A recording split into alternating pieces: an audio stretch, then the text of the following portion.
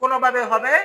ঠিক এরকম ভাবে আপনার আমার জীবনের প্রত্যেকটা আঙ্গিকে প্রত্যেকটা বিষয় আল্লাহর ইবাদত, আল্লাহর হুকুম আহকামগুলো পালন করার পাশাপাশি নবীর আখলাক, নবীর চরিত্র, নবীর দেখানো রাস্তা আমাদেরকে মানতে হবে, অনুসরণ করতে হবে, পরিপূর্ণভাবে বিশ্বাস রাখতে হবে। কথা বলেন ঠিক কিনা?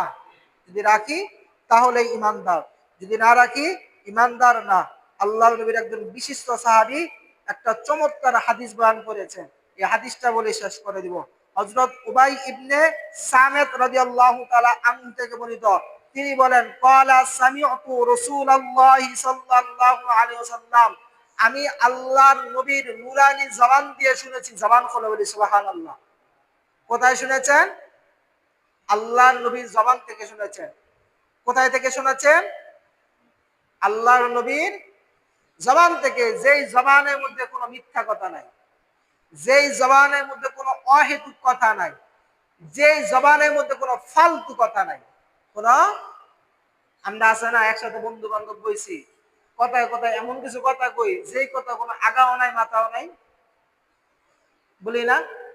এমন কথা কই যেই কথার কোনো হদিস খুঁজে পাওয়া যায় না। কিন্তু আল্লাহর নবীর জবান দিয়ে যতটা কথা বাইর হয়েছে, যখনই যে অবস্থায় যতটা কথা বাইর হয়েছে, প্রত্যেকটা কথাকেই আল্লাহ রাব্বুল আলামিন আল্লাহর কথা বলে ঘোষণা দিয়েছে। জবান খুলে বলি সুবহানাল্লাহ। কথা বুঝে আসতেছে? একটু চিন্তা করে দেখেন, আল্লাহর নবীর যখনই কথা হয়েছে, আল্লাহ তাআলা বলতেছেন ২৭ পারার মধ্যে, আল্লাহ তাআলা বলছেন, ইন হুয়া ইল্লা ওয়াহয়ু ইউহা, ইয়া রাসূলুল্লাহ, আপনি যা বলেছেন আমি সবকে আমার ওহী করে দিয়েছি। জবান খুলে বলি সুবহানাল্লাহ। সে কারণে তাফসীর কারকগণ ওহীকে দুই ভাগে ভাগ করেছে। ওহীকে কয় ভাগে ভাগ করেছে? ওহিয়ে মাতরু, ওহিয়ে গায়রে মাতরু। যেটা বেশি পঠন করা হয়, পাঠ করা হয়, সেটাকে কোরআন, সেটাকে কোরআন। যেটা তুলনামূলক কম করা হয়, কম পাঠ করা হয়, সেটাকে হাদিস বলা হয়েছে। জবান খুলে বলি সুবহানাল্লাহ।